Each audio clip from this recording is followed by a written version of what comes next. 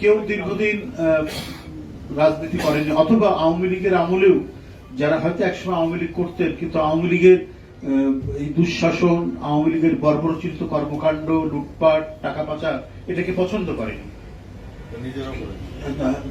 মানে যারা করেনি এই ধরনের মানুষ, তারা আগেই আওয়ামী লীগ থেকে সরে গেছেন, তারা আসতে পারবে না। কারণ এছাড়াও আমরা চাচ্ছি যে সমাজে যারা ফ্রেশ মানুষ, একজন ভদ্রলোক হয়তো রিটায়ার্ড করেছে, তিনি অন্তরে লালন করেন, একজন শিক্ষক হতে পারেন, একজন গভর্নমেন্ট অফিসার হতে পারেন, একজন ব্যাংকার হতে পারেন, একজন এনজিও কর্মী কর্মকর্তা হতে পারেন, সেটা একজন কৃষক হতে পারেন, একজন শ্রমিক হতে পারেন। এরা এখানে এই ক্ষেত্রে কোনো ক্রাইটেরিয়া নাই, তিনি আমাদের যে আদর্শ সেটা বিশ্বাস করেন কিনা। আমরা যে প্রাইমারি মেম্বারের জন্য যে রসিদ দেই, 20 টাকা দিয়ে যে রসিদটা পূরণ করতে হয়, এর সাথে এবারে থাকবে যেটা বললেন পদ্ধতিটা, এবারে পদ্ধতিটা একটা আবেদন পত্র থাকবে। এটা আমাদের কনস্টিটিউশন, আমাদের গঠনতন্ত্রে আছে, এবং সেটা ওই যে অঙ্গীকারনামা বা আবেদন পত্র বলি আমরা, এই আবেদন পত্রটা এই যে আপনাকে বলি 55 নম্বর পাতায় আছে। আমরা এবারে যারা প্রাইমারি মেম্বার হবেন, প্রাথমিক সদস্য যারা হবেন, তাদেরকে এই ফর্মটা পূরণ করতে হবে। এই ফর্মটা পূরণ করে তারা রসিদ নিয়ে তারা যাবেন।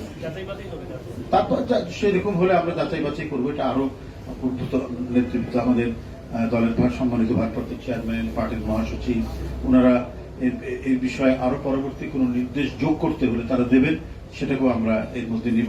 কোনো পরামর্শ থাকলে সেটাকে আমরা নিব, নিয়ে আমরা করব। তো এটা তো থাকবেই, যাচাই বাছাই তো নিশ্চয়ই থাকতে হবে। কারণ কোন দোসররা এলাকায় সন্ত্রাসী করেছে, জমি দখল করেছে, টাকা পাচার করেছে, তারা তো নানাভাবেই ঢুকে পড়ার চেষ্টা করবে।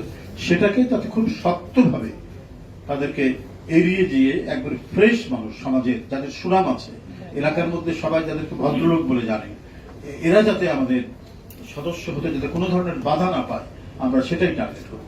সেখানে মানে সজ্জন মানুষ যারা, হ্যাঁ, সেটা কৃষক, শ্রমিক, মানে যারা যুব তরুণ সবাই তো আছেই, হ্যাঁ, সবাই এর মধ্যে অন্তর্ভুক্ত থাকবেন।